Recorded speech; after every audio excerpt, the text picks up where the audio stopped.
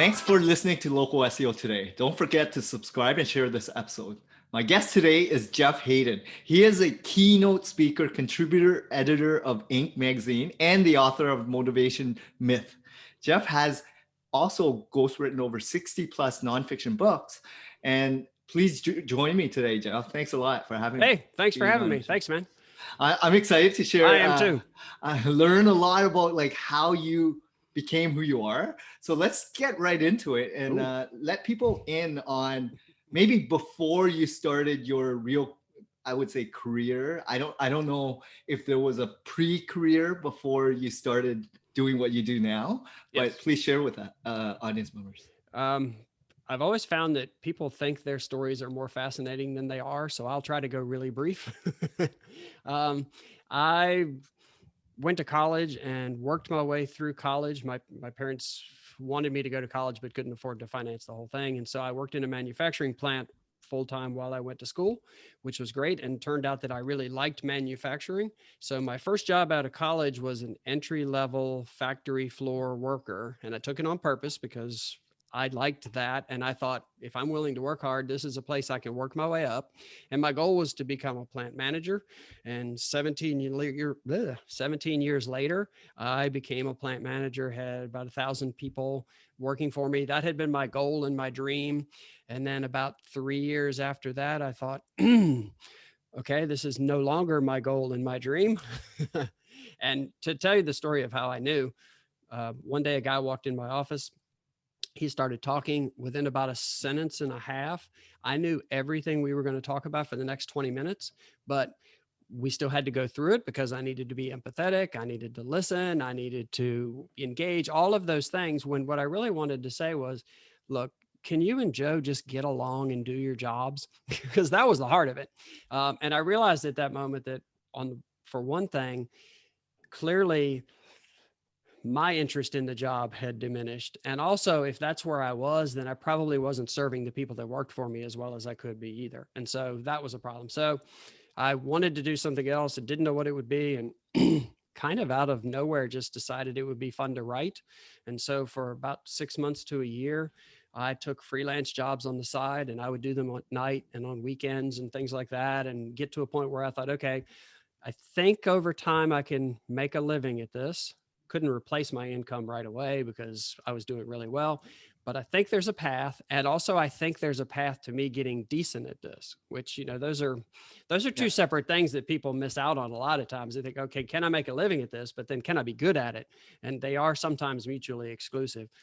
So I took a plunge and decided to do it. And so the lesson in that, if there is one, I have a lot of people ask me about entrepreneurship, and they say, shouldn't you just take the plunge, quit your job, dive in head first, no plan B? That's what's going to make you successful. And I always say, no, what you should do, if you think you want to do something, if you think you want to start a business, do it at night, do it on the weekends, turn your free time into your business time, and see whether, one, you can be good at it, and two, whether you can make money at it. And if you're not willing to do it that way, then you probably don't want it in the first place. Because if you have to quit in order to get going on something, if you have to quit your full-time job in order to get going on something, like if that's the mental hurdle you have, then you probably don't want it badly enough. And you're not going to hang in there through the hard times and the challenges and the roadblocks and all of that other stuff. So that's what I did. And I just worked really, really hard to basically get my second career going. That's amazing. So did you study like writing in any ways, or no? But did you have interest reading, or? Oh yeah. I'd always read a lot, and I wrote things for work, but I have no writing education, no journalism background, zero of anything, which was part of it. And I think that's a really key point to this. You can do a lot of things without having to have had the formal educational or experience background.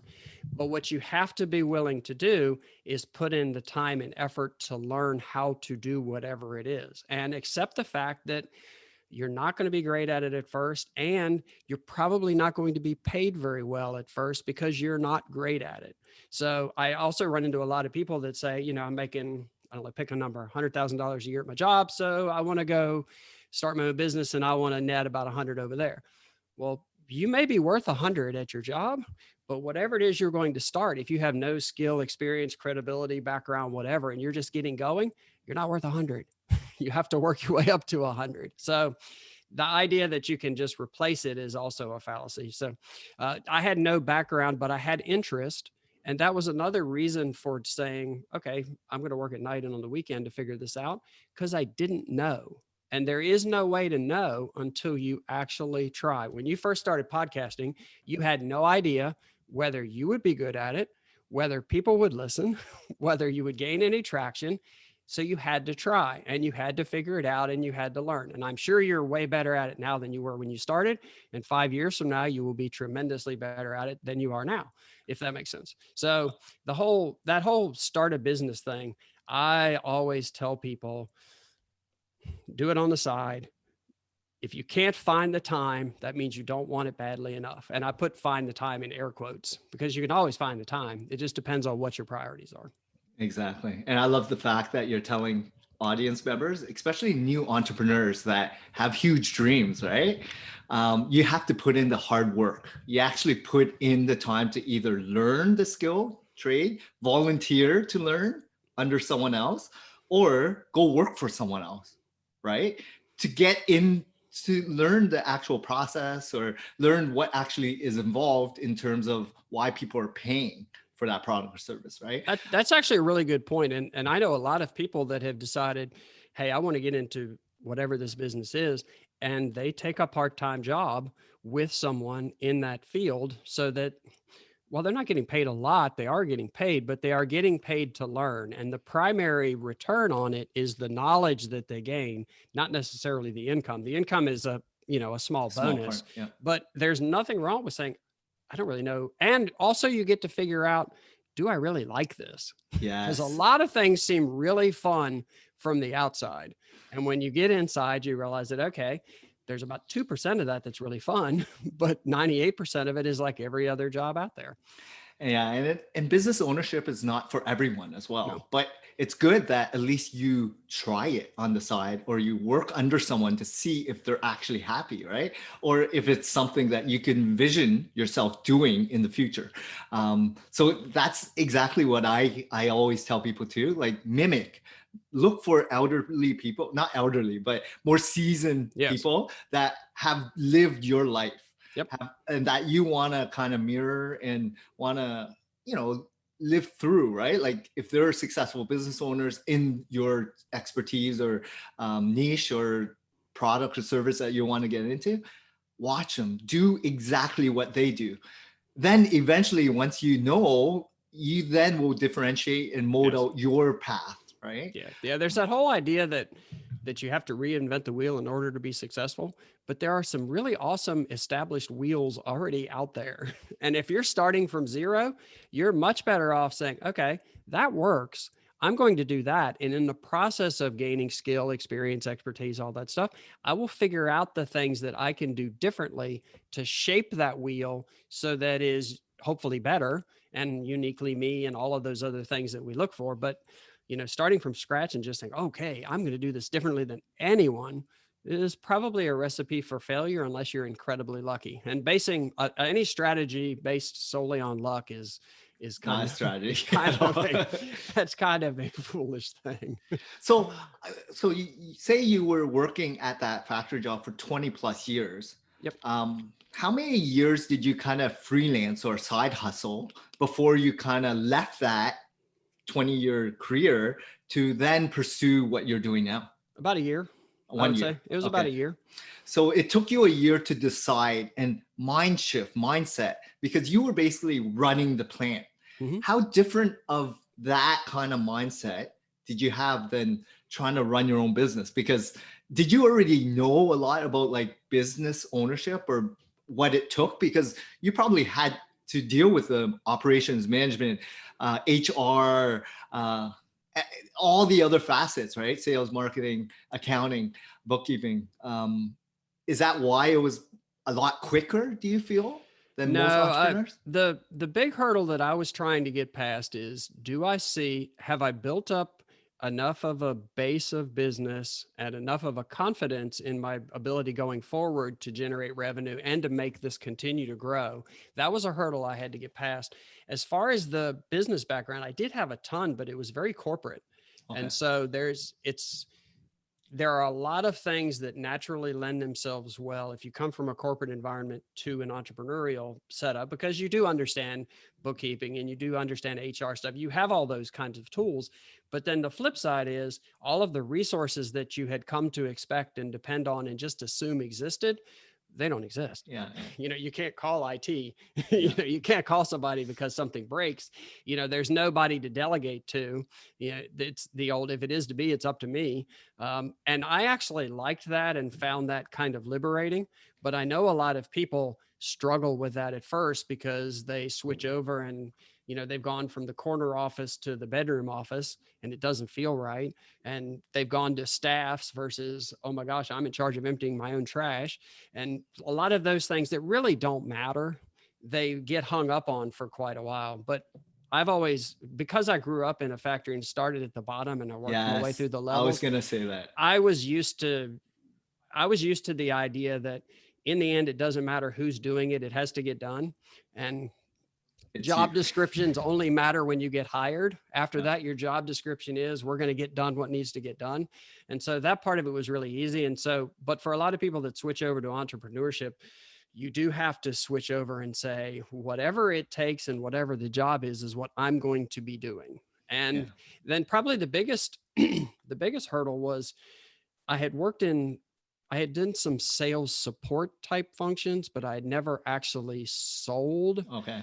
And every entrepreneur is selling, whether you think so or not. You have to sell, and selling can even be just the idea of just the concept of getting your ideas or your plans or your goals or whatever across to the people that you work with. If selling is convincing someone of your point of view, then everybody sells. And so I was uncomfortable with the sales side of it for a long time and still am. And that is my least favorite part. If you called me and said, hey, let's do a book together, the worst part of it for me is figuring out the money part together. I hate that. Hate it. That's why for speaking, I have an agent because she deals with that and I don't have to. I just deal with the client in terms of, hey, what's your audience? What are you looking for? How can we make this as successful as possible for you? And I don't have to deal with the money part. And I've found for a lot of entrepreneurs, the sales part is the biggest challenge if they came from a corporate environment where they did not have to worry about sales. Wow. So have you overcome it, or have you been a little bit more comfortable? Or I know you already have an agent for your speaking, but what about the book aspect? And I have an agent for my book. Book. I've got a book agent. I have a speaking agent. But there's a lot of other projects that just come to me directly, and I'm better at it, but I'm no less comfortable. Gotcha. If that makes sense. Yeah. Well, like if you would not be able to tell, I hope, that it's not my favorite thing, but I know that it's not my favorite thing. Well, you distinguish it, right, from early days and really what you enjoy doing. Right. And a lot of people are buckets, right? They figure out like what is their expertise and they want to just continue doing that. And maybe finance and accounting isn't for everyone, right? And sales isn't for everyone, or HR, or hiring people, like all these other buckets in terms of business ownership or entrepreneurship. You need to hold a lot of hats, right? You need to figure out what your strengths are, hire people for things that you're weak at, and then determine what you bring to the table and what brings you happiness and joy, because you're running the show. You got to figure out why stress over things that really doesn't need to be stressed, because someone will do it way better than you. Enjoy the process. And yes, the cost amount is nominal for the amount of stress that comes out of it for yourself, right? The only thing that I would say is that I think if someone is just starting their own business, I would at least force myself to do some of those things early on. If for no other reason, then you probably don't have unlimited resources, and even a small outlay of cash is more than you want. But just so that you have a sense of what's involved and you have a little bit of background in it, so that when you do hire people or when you do outsource some of those things, you know what you're looking for, you know what a good outcome is, and so I still do my own books because it's really easy. But I have an accountant for tax purposes and things like that, because that's more complicated. And I think that's worth the value. So but I do think that it's good for people to at least try. So if it's an entrepreneur that has a product and needs to sell, try to sell some on your own. You figure it out. You might get, but you'll at least get better at it. You will understand it. And then if you do end up hiring a salesperson, at least you'll know, okay, this is what this looks like, and this is how this feels. And I can better determine what success looks like. Because that's half the trick with outsourcing or hiring, is you've got to figure out what success looks like so that you can then manage towards that. Yeah. About the sales aspect, like, you are the biggest advocate of whatever product and service you're going to go out into market with. And if you can't sell if you're not, there's a problem. Exactly. Because you should be the biggest advocate. You should be the most proud of the product that you're putting out there. Right. So if you can't sell it, no one will be able to sell it better than yourself early days. Right. And especially like understanding your avatar, your users, and all that stuff. Like, you got to figure out how to run a business, right? And you got to figure out foundation, what sets you apart, what differentiates yourself, all that stuff. A lot of people don't even understand the basics of business, and they want to get into business ownership, right? I would say live life a little bit. Like, a lot of people are like running around with social posts and just running because they see an ad that they can make 10 or 20,000 a month, or 50,000, 100,000 a month. They're chasing a dream, right? And really, who is making money there? Oh yeah. It's who's making money, and it's not you. It's people who are producing the content, who follows that drip campaign email funnel, and then they sell your course at the end. And the course was something that you could have just absorbed on YouTube, or something that's very minimal in terms of value. So there's an interesting point with that. Just earlier this week, Elon Musk was at some CEO summit or something hosted by the Wall Street Journal. And he said, one of the biggest problems in corporate America is there are too many MBAs running companies. And his idea was that if you're so into your spreadsheets and your models and your analysis and whatever, like, where's the innovation on the product side? Where's the roll up your sleeves and get on the floor in air quotes, because your floor could be, an office area, but where is that? I'm engaged with the product. I'm engaged with the people. I'm trying to make this better. I'm trying to build it that way. And then a flip side to that is, if you want an MBA, like, I know people that will say to me, I'm going to start a business, but I want an MBA first because I need to know more about business. And I'll say, well, you can take all of those classes for free online. You are going to miss out on some of the connections with people and some of the networking and stuff, but you can take the classes. If knowledge is your issue, knowledge, the information's out there. What you don't have is you haven't started. And what you don't have is the benefit of experience from starting. And you will never get that until you start. And so, but the MBA does not confer some magic ability upon you. And nor do, like you were referring to, somebody's course or somebody's classes or whatever else. What's the line? Somebody says, if information was all it took, we'd all be billionaires with six-pack abs. I think because the information is out there. It's out there. It is what you do with it. And the key word there is do, which you have to do. And you can't, starting is one thing, but doing as much of it as you can by yourself at first is really important, because it gives you all the things that you just discussed. And it's funny because growing up, so for myself, I always worked, right? And grinding it out. I was always doing sales, but from the beginning, telemarketing, outside soliciting. Ooh. So I got better at it over the years. So from the ground to then account management, then started my company. But it was more about just going out there and doing something. But when I was doing sales, even though I was absorbing Zig Ziglar, Brian Tracy, Tony Robbins, all the good speakers and salespeople out there, Dan Kennedy and all that, I was really absorbing, but then I wanted to know, like, educators, did I need an MBA? Do I need an executive MBA? And then I went to meet those people and I was like, okay, they're book smart, but they have no clue how hard it takes to do what I'm doing, right? So, there's a big disconnect and gap there because, first you go and meet people that actually had the MBA, and then you have a coffee, lunch, discuss.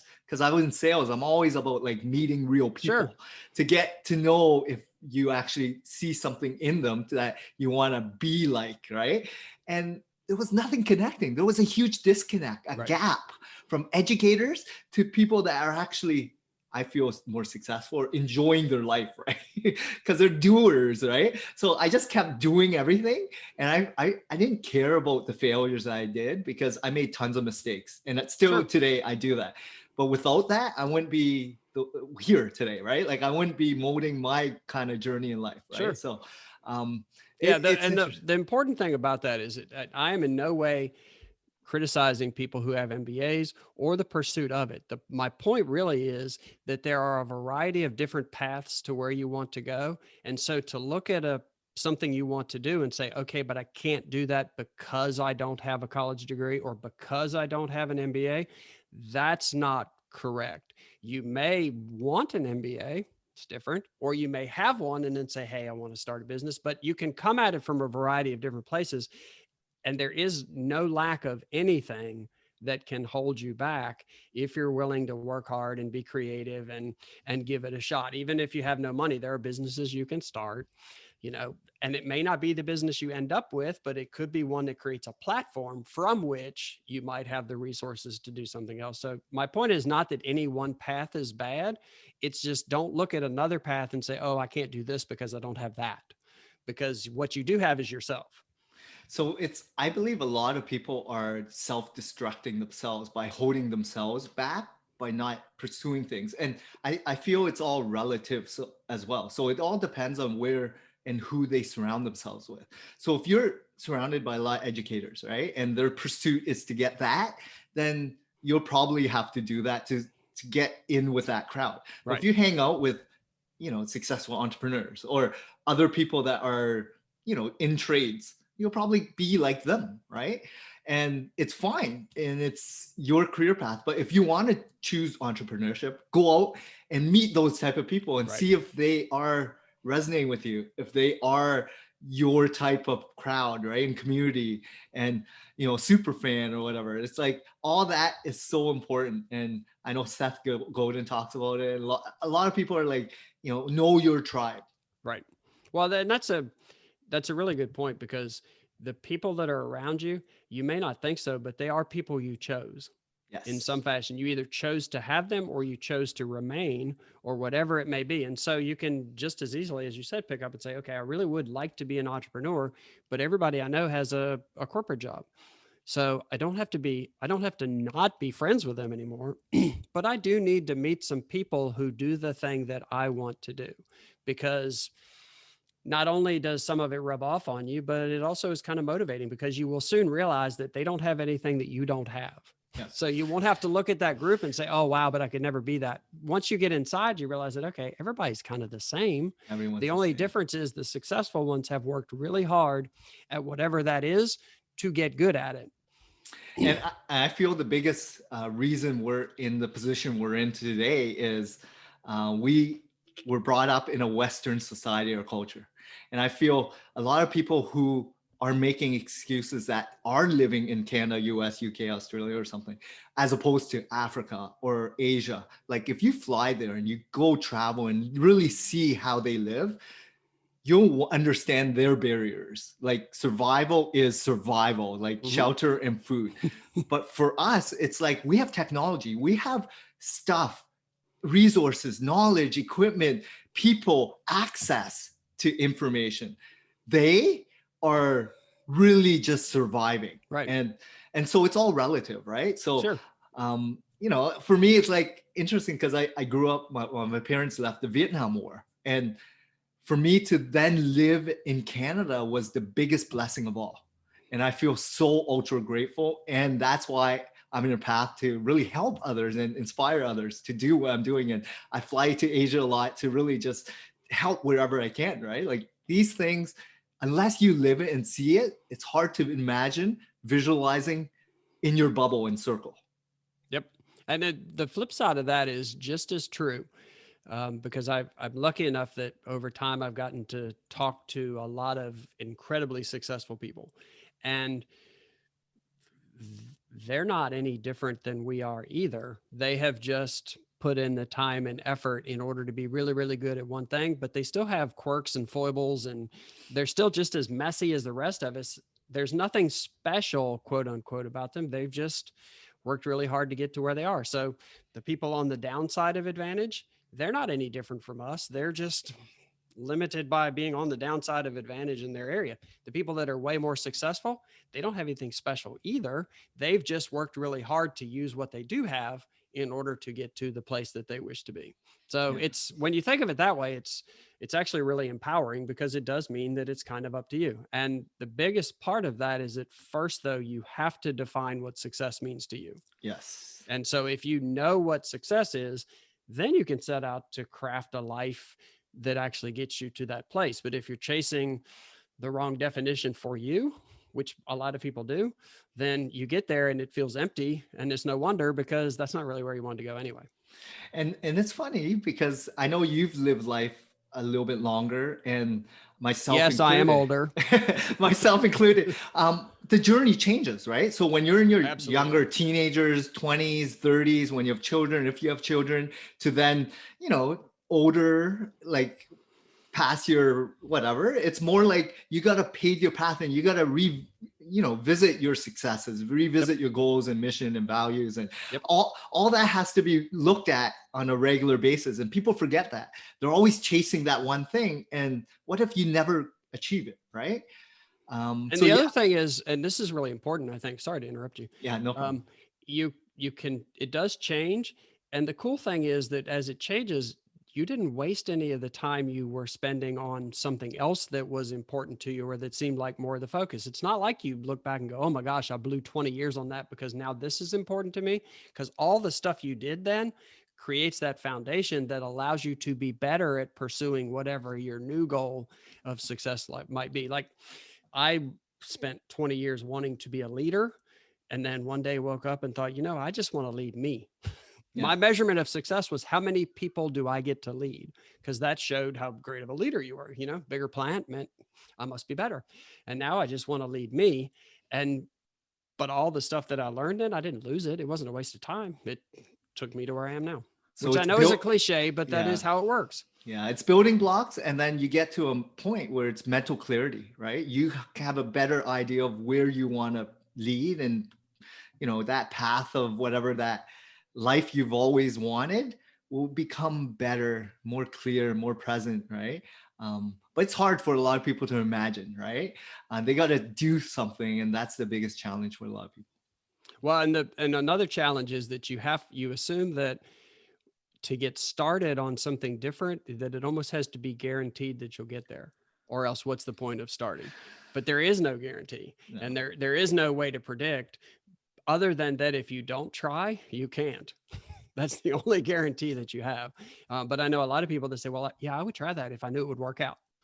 Of course, everyone would. You can't know it would work out. So, but you can know that if you don't try, you won't have a shot at it. And you can know that if you don't try, even if it doesn't work out, that you will have gained some things that you would not have gained, even if they're just personal, from the effort. And if it was that easy, everyone would be doing it. Yeah, exactly. So it's great. So if you don't mind this question, I want to ask you, like, did you have like mentors or coaches along the way from that pivot or during this entrepreneurial journey of yours? Probably this will sound, I don't know how this will sound. When I was working in corporate jobs, I worked in a company that was, you could advance if you were talented, but it was very competitive. And so the idea that people would advise or guide or mentor you, it just wasn't happening. Cutthroat. Yeah, and not in a terrible way. Like, it wasn't a backstabby cutthroat. It was just like hey, if you want to figure that out, you go figure it out yourself, because I'm busy on mine. Yeah. And that's fine. And it actually worked well, because it did teach me that if it is to be, it's up to me, and that's okay. Yeah. As far as when I switched over, probably the biggest mentor, coach, whatever you want to call it, is actually been my wife, because she kind of nudged me and pushed me to get started. And then she actually found me my first couple projects. Wow. She kept nudging me into things and saying, she'd come home and say, hey, I got your job writing this. I'm like, wait, what? It's like, okay. So she was very much on the encouraging side.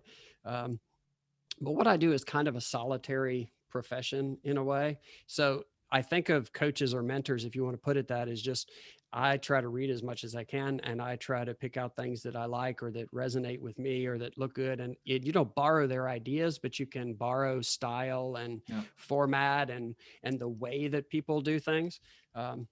That's probably a big one. Now, to answer the other side of the question, as far as coaches, if there's something that I want to do that I've never done that I think will be really hard, then I'm all about a coach, but it's probably different than people might think. So uh, I decided that I wanted to get in better shape, and I got into cycling, or I wanted to get into cycling. And so instead of just saying, I want to get in better shape, which is a nebulous goal that means nothing, I decided there was this Grand Fondo I wanted to ride. Grand Fondo is like a mass participation cycling event. It was 100 miles and 4 mountains, and it was way over my head. But I decided to want to do it. And I happened to know a guy that's a professional cyclist. And I said, I want to do this. I have 4 months. If you were me, what would you do? And he said, first thing he said was I'd quit. But then he laid out a program for me, Yeah. and it was really, really hard, but he told me what I needed to hear and needed to do, not what I wanted to hear. And it worked. And so I think I'm really big on, if there's something hard that you want to do, find someone who has done it. Find someone who will tell you the unvarnished truth, who won't sugarcoat it, and who will just say, okay, if you want to do that, here's what you need to do. Because that's what you need to hear. If you're going to put in the effort, you would like as great a possible a guarantee that you're going to succeed as you can. I don't want to spend 6 months doing what I think would work and then have it fail. I'd rather spend 6 months doing something that you know will work because you have done it, because then I have a better chance of succeeding. So that's a big one for me. So I call coaches people who have actually done what you want to do and are willing to tell you the truth about what you need to do in order to get there. That's amazing definition, because a lot of people are afraid to either acknowledge if they need a coach or a mentor. And so they're struggling and going in circles trying to figure it out. And that's where the stress comes in. That's where everything unravels. And that's why there's such a high failure rate for entrepreneurships, right? And I think the other thing to distinguish is sometimes people confuse mentor with someone who will motivate them. And if you need someone that's going to motivate you, you probably should not be doing it in the first place. Yeah. So what you want a mentor to be is a person who you can say to, hey, I've done X and Y and Z, and it's not really working.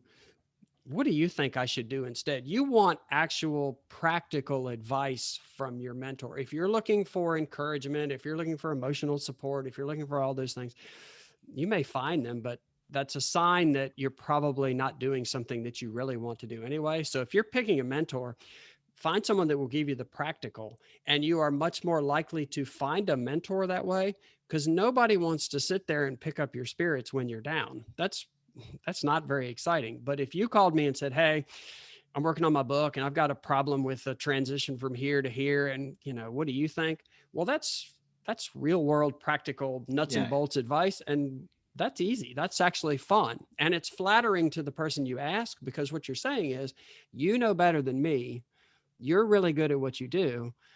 And everybody likes to hear that, even if it's not explicit. So that's the thing about mentors, is don't try to find someone who's going to be your emotional support buddy. That should be your significant other or something. But find someone who will just tell you the unvarnished truth, and who will tell you what you need to hear and not what you want to hear. And they are much more likely to want to help. Yeah, I love that. So I know I just have a couple other questions. I want to ask you, what you're doing today versus 10, 20 years ago. Are you in a good space? Like, are you in a good headspace of Yes. where you want to be? Yes. And do you see yourself still doing it for the next 10, 20 years? Like, yes. Okay. Because that's the biggest challenge. A lot of people don't know where they want to be, right? And what does that life look like in terms of that journey, right? And they got to figure it out. They got to make mistakes and see what they enjoy. And for me, it sounds like you figured it out, right? Well, not perfectly, and I didn't know that when I first started writing. I did not know where I was going to end up. I just knew that I wanted to try, and that I was going to trust that I could find my way. And if I couldn't find my way, that I would switch to something else. But the reason I answered yes so quickly is because over time, with some success and with some expertise and with the things that come, some of the rewards of working hard, and I don't mean rewards monetarily necessarily, but just in terms of how you can craft what your career looks like, I've been able to incorporate some of my personal interests into my professional life. So Mm. I like to learn about things that I'm interested in. And so, oddly enough, well, not oddly enough, but there are plenty of times when I've gotten access to either people or companies or sports or whatever it might be that I'm interested in, and that they'll let me behind the scenes and let me be part of, because, for them, it's like, I'll write about it. I'll talk about them. There's a give and take relationship there, but I get to explore things and do it professionally that I would do personally for fun. So, like I've embedded with race car teams before, and I've gone to factories and spent a lot of time, and I've followed people around, and I've gotten to do a lot of really cool stuff that I was interested in, and that also helped me professionally, and that was part of my business. And so that's why I answered that way, is because I've found ways to kind of blend that personal and professional to where they support each other. And that's what we're all looking for. Now, I tell that to people sometimes, and they say, well, that's fine for you, but I work for somebody else and I don't have that opportunity. And to that, I say, We'll BS. figure that Well, out. no, but it's not true, because like one person, it was recently we had this conversation. I said, well, what would be personally meaningful to you? And she said, well, I wish I was in a position to, help more people and make a difference in their lives. And I'd say, well, how many people do you work with? She's like, well, we've got about 150. Since you got 150 people you work with, and you can't look around and see a few people that might need a little help, a little boost, a little pat on the back, a little mentoring, a little whatever it may be, that you can make a difference in their lives and feel good about it. And that would also be part of your job. Because if you're in a company, it is part of your job to be a good teammate and to help lead people, whether formally or informally. And she's like, well, yeah, I never really thought about it that way. So take a step back and say, Yeah. what means something to me? What makes me feel good? And then say, okay, within what I do, how can I express that so that there is a little bit of that tie-in so that I feel good about it, as opposed to saying I need to find the perfect job that allows me to be me, because that doesn't exist. But you can make it a much closer job that allows you to be you if you try hard to do that. Yeah, and just having a chat with someone that's outside of your circle, or, because you're in the job, in the field so deep that you're blinded sometimes, right? So Mhm. you need a fresh perspective, and really just talking outside of even your surrounding, I would say, right? Gives you fresh ideas, gives you another set of eyes, right, on it. So I love the fact that at least you're opening it up so that they understand and become more aware. Yeah, you can't always change your job, but you can change to some degree how you approach your job. And there is more flexibility within jobs to do certain things than you think, especially if you take a step back and say, okay, I want to do this. How would that also benefit my company? How can I find a way that it works on both levels?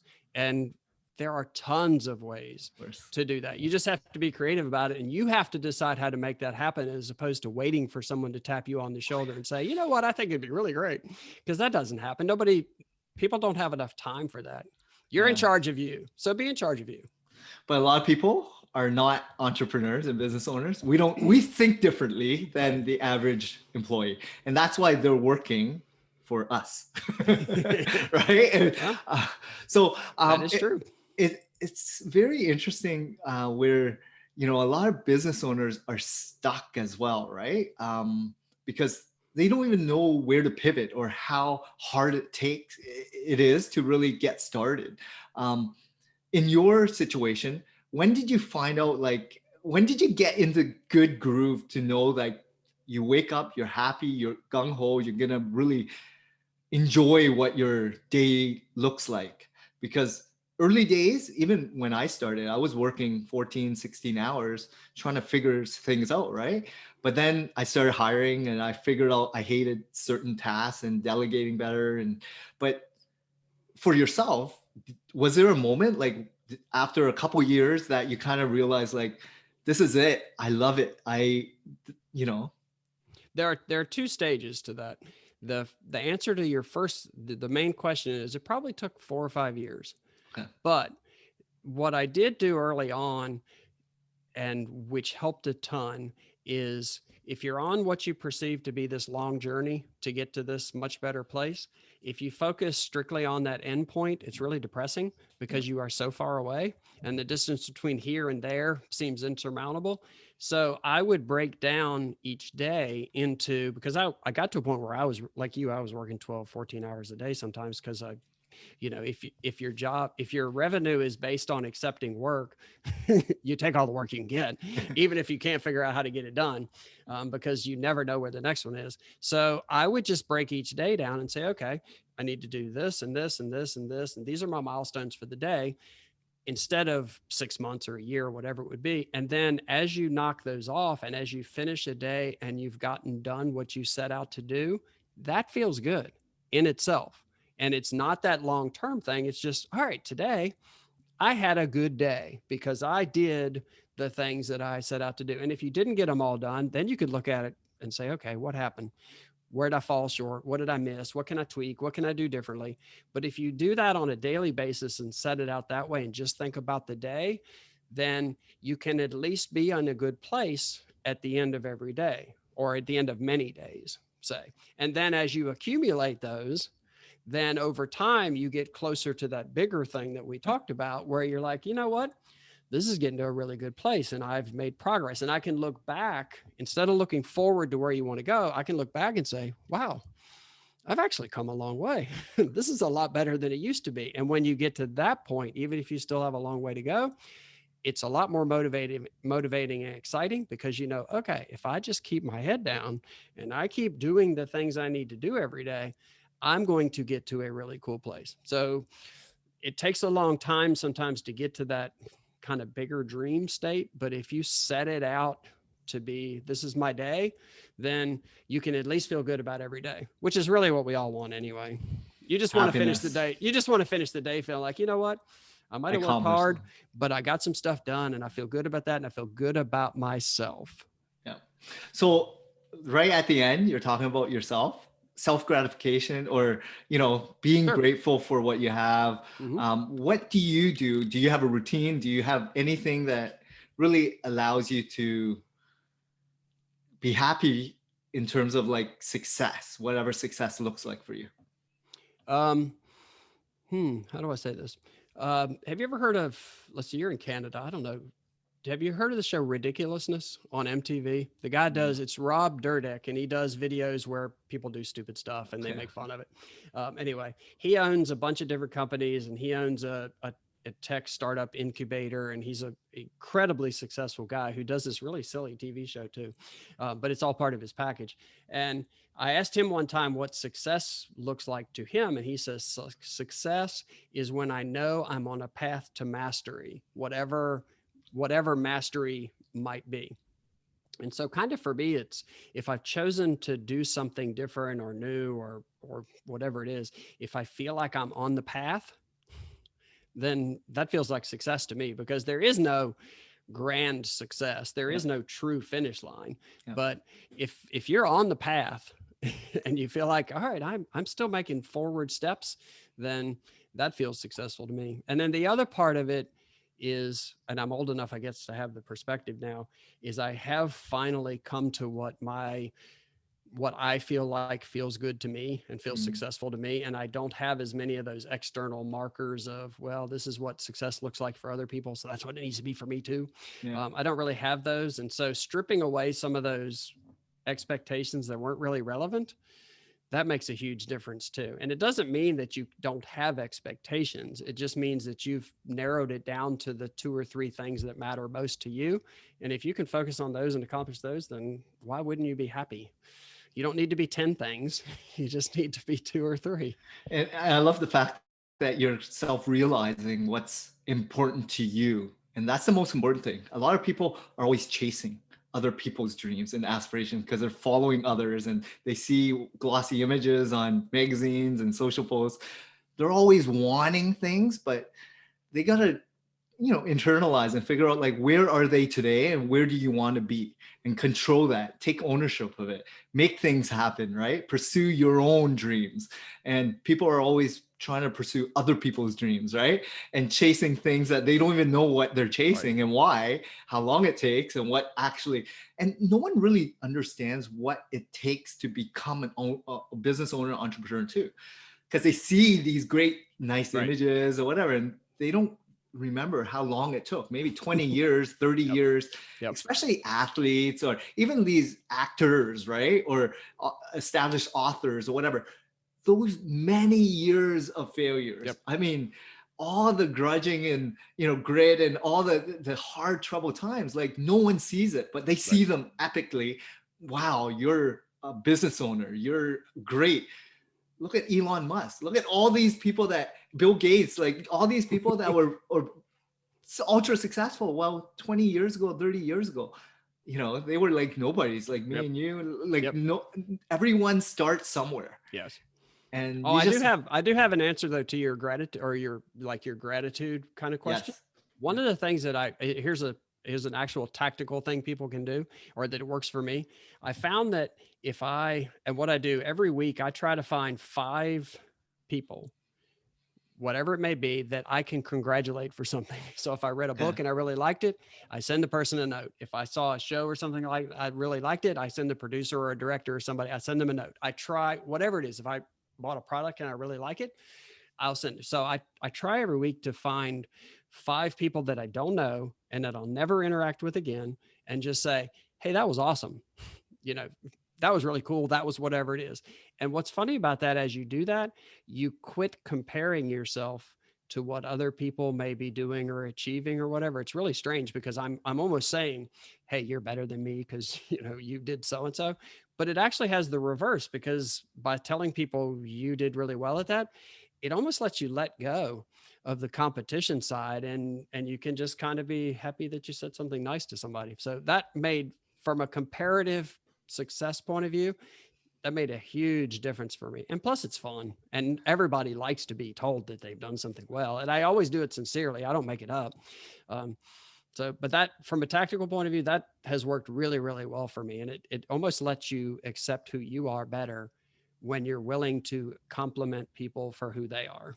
yeah. I've been doing that for the last couple of years, where not just books or things that I subscribe to, but like people that actually made an impact in my life, and just slowly just dropping them a message or Mm-hmm. personalized card, thanking them, even though, and that's least expected, right? they Oh yeah. they appreciate more than ever, and it makes them feel good that they took part in my journey, Mm-hmm. right? So for me, even like a phone call or a text message or a coffee or lunch or whatever it is, just try to be good, right? And that's the whole point about living, though, right? Like Yep. the more people that impacted your life, you should pay it forward and try to help people that are maybe a little bit, junior, or people that want to aspire to become where you are.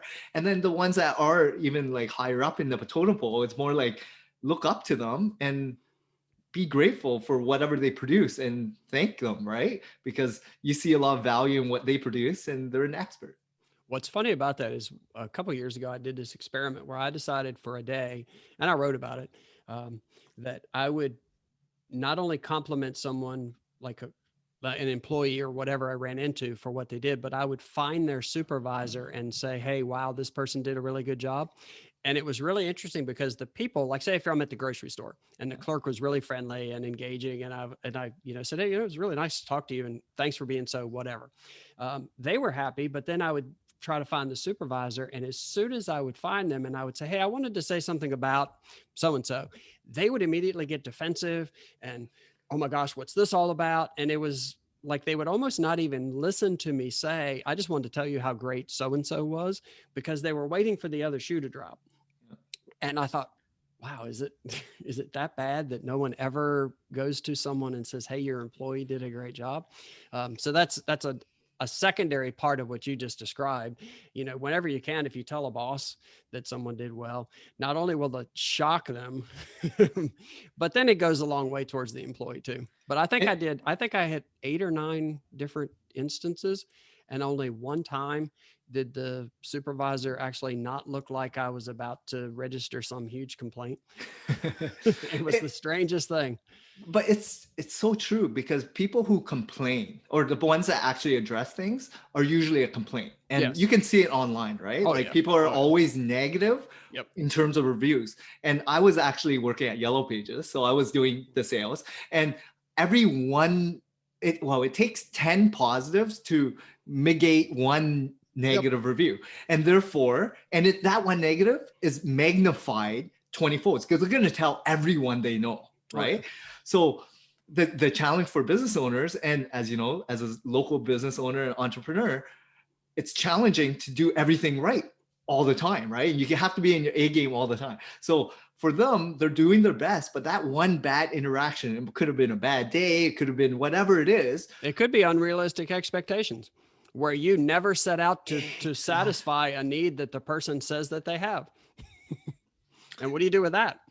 And these people will never be happy. Some of these people go out there, disgruntled already, and it's just a bad day, and they're gonna Yep. be negative to everyone they confront, right? Yep. So it's just hard. I mean, this whole industry and this whole world, I mean, I say try to be grateful. I've been watching, I think it was some diary.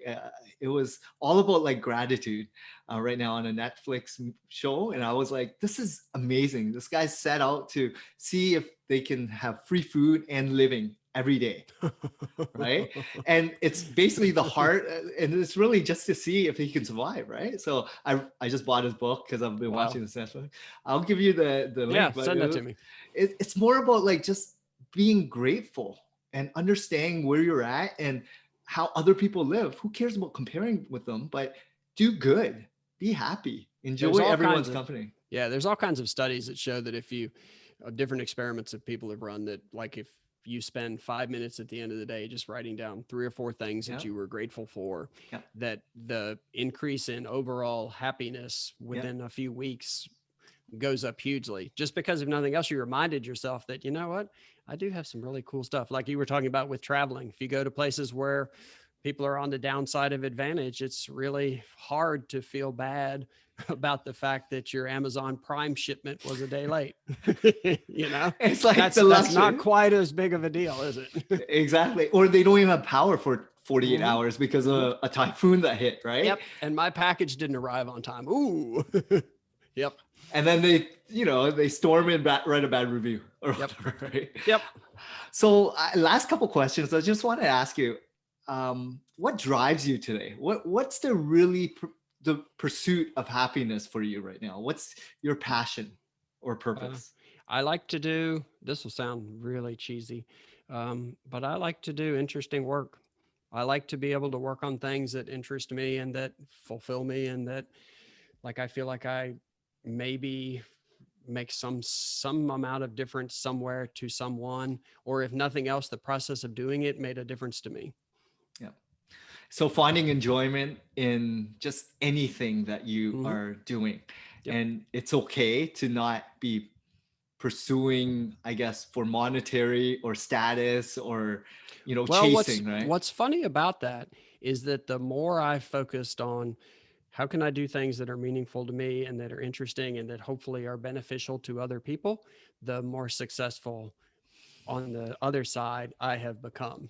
So it's like there's a friend of mine that started HubSpot, the CRM company, Dharmesh Shah, and he says, if you're a business owner, your goal isn't to make $1 million. Your goal is to satisfy 1 million people. And if you do that, then the money is there. Yeah, So, and it becomes more of a giving environment, right? So I love the Adam Grant's give take. It was more like what really resonates is if you're out there providing a product service and you're out there giving it all to really help others achieve whatever satisfaction, you're in it for all the right reasons, right? Like you're not trying to self-fulfill your whatever status symbol or monetary, because all that will eventually come if you're doing the right thing. So I love that. Yeah, Adam is as nice a guy in person and in the real world as he appears to be in books and everything else. Adam's a good guy. I've known him. Oh my God. I knew him before Give and Take came out.